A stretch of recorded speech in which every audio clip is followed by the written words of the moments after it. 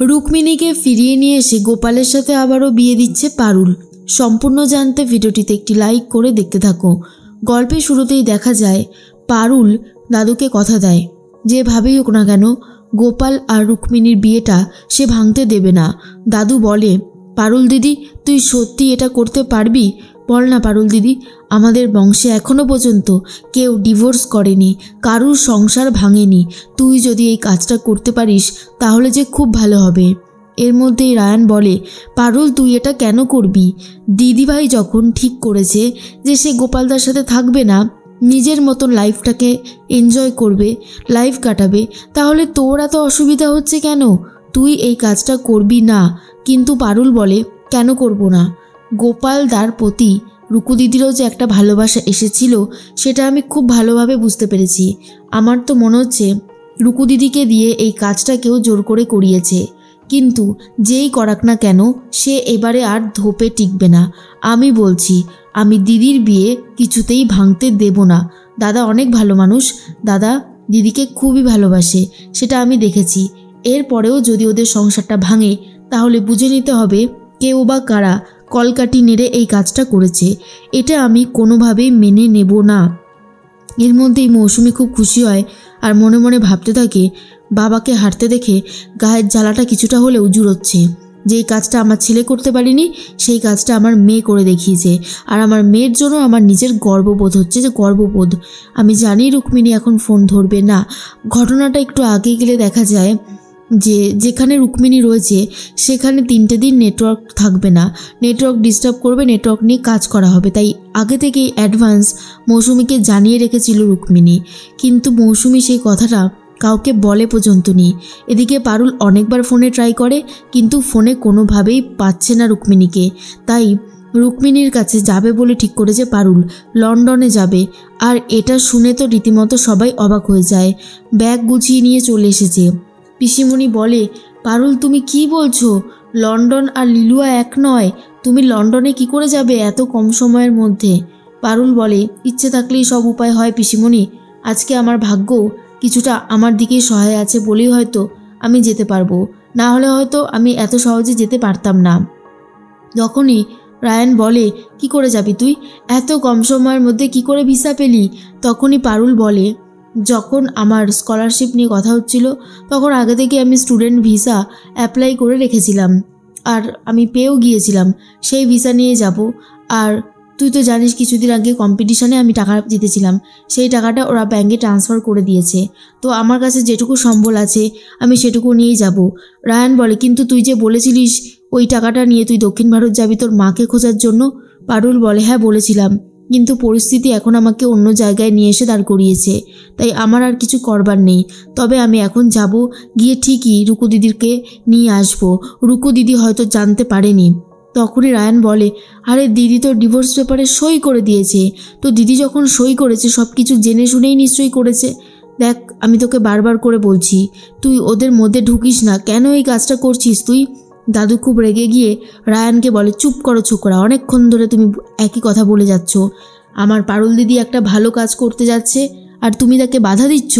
আমি কিন্তু এটা আর সহ্য করব না। তখনই রায়ান বলে, দাদু তুমি আমাকে ভুল বুঝছো, কিন্তু আসল কথাটা হলো দিদি যখন সিদ্ধান্তটা নিয়েছে তখন ভালো কিছু ভেবেই নিয়েছে।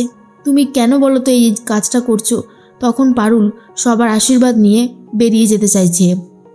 এর মধ্যেই টগর বলতে থাকে মল্লারকে, মল্লার আমাদেরকে কিন্তু যেতে হবে, বিয়ে বলে কথা, খাওয়া দাওয়া মিস করলে হবে না, আর সাজগোজ তো নাই।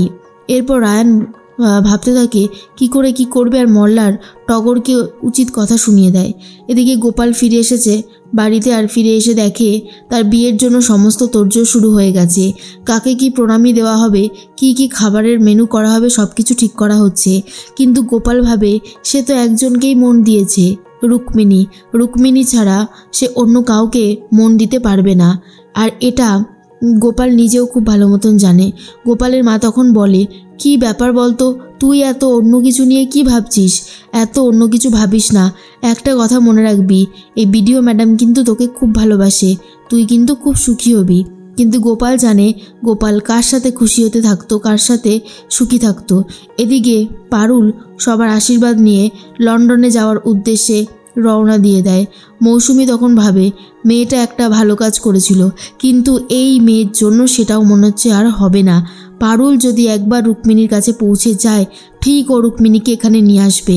না, মনে হচ্ছে এবারেও আর এই পারুল হারবে না। পারুল তো সবসময় জিতে যায়, যেন ওর ওপর ভগবানের আশীর্বাদ রয়েছে। এর মধ্যেই পারুল তো রওনা দিয়ে দিয়েছে, কিন্তু দেখা যায় পারুলকে লন্ডন এয়ারপোর্টেই আটকে দেওয়া হয়। এরপর দুজন সিকিউরিটি পারুলকে বলে, আপনার ওপর আমাদের সন্দেহ হচ্ছে, তাই বেশি করে চেক করা হবে। পারুল বলে, কেন? আমি কি করেছি? আমি কি সন্দেহজনক মতন কাজ করেছি যে আমার ওপর এত সন্দেহ দেওয়া হচ্ছে? তখনই যারা সিকিউরিটি গার্ড ছিল তারা তখন বলে, আপনার স্কিন কালার অন্যরকম, আপনি বাদামি কালারের, আমাদের স্কিন টোনের সাথে আপনার স্কিন টোন ম্যাচ করছে না, আর ইউ ইন্ডিয়ান? আর এটা নিয়েই বেশ কথা হতে থাকে। তখন পারুল বলে, এটা আবার কেমন টাইপের হ্যারাসমেন্ট?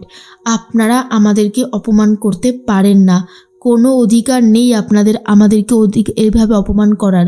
তখন সিকিউরিটি বলে, দেখুন আমরা অত কিছু জানি না, আমরা আপনাকে ভালো মতন চেক করব, তারপরে আপনাকে পারমিশন দেব। এরপরেই পারুলের যে হাতে নোয়া বাঁধানোটা ছিল সেটা খুলে ফেলতে চায় সিকিউরিটি। পারুল তখন বলে, এটা কীরকম টাইপের অসভ্যতামি হচ্ছে? এটা আমার বিবাহের একটা চিহ্ন, আর এটা আমাদের দেশের একটা সংস্কৃতি, আপনি এইভাবে এটা খুলে ফেলতে পারেন না। কিন্তু পুলিশরা কোনো কথাই শুনতে চাইছে না পারুলের।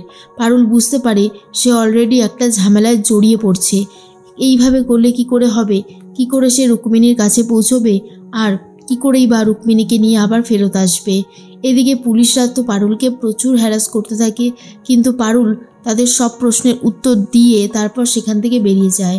এরপর পারুল ঠিক অ্যাড্রেসেই পৌঁছে গেছে। রুক্মিণী তো নিজের চোখকে বিশ্বাস করতে পারছে না, আর বলে, পারুল তুমি এখানে কি করে এলে? কি করে সম্ভব? পারুল বলে, অত কথা পরে বলবো, সময় খুব কম। তুমি একটা কথা বলো, তুমি কেন দাদাকে ডিভোর্স দিয়েছো? কেন তুমি ডিভোর্স পেপারে সই করেছো? জেঠি আর কাকির জন্য, তাই না? খুব ভালো মতন বুঝতে পারছি ওরাই তোমাকে জোর করেছে। রুকু দিদি, দাদা তোমাকে ভালোবাসে পাগলের মতন। এইবার কিন্তু তুমি আর কোনো ভুল করো না। জীবন কোনো মানুষকে দুবারের বেশি সুযোগ দেয় না। সুযোগ যখন পেয়েছো সেই সুযোগটা কাজে লাগাও। এইভাবে যদি তুমি বসে থাকো তাহলে কিন্তু সব শেষ হয়ে যাবে। দাদার বিয়ে ঠিক হয়েছে বিডিও ম্যাডামের সাথে, কিন্তু দাদা সেই বিয়ে করতে চায় না, কিন্তু তুমি তাকে ছেড়ে দিয়ে চলে এসেছো। কোন অধিকারে সে আটকাবে এই বিয়েটা? তুমি এখন আমার সাথে যাবে তো রুকু দিদি? তুমি চাও না এই বিয়েটা আটকাতে? রুকু তখন বলে, হ্যাঁ আমি চাই, আমি তোমার সাথে যাব পারুল। আর এই বলে রেডি হয়ে নিয়ে ইন্ডিয়া ফেরত আসার উদ্দেশ্যে রওনা দিয়ে দেয় পারুল আর রুক্মিণী।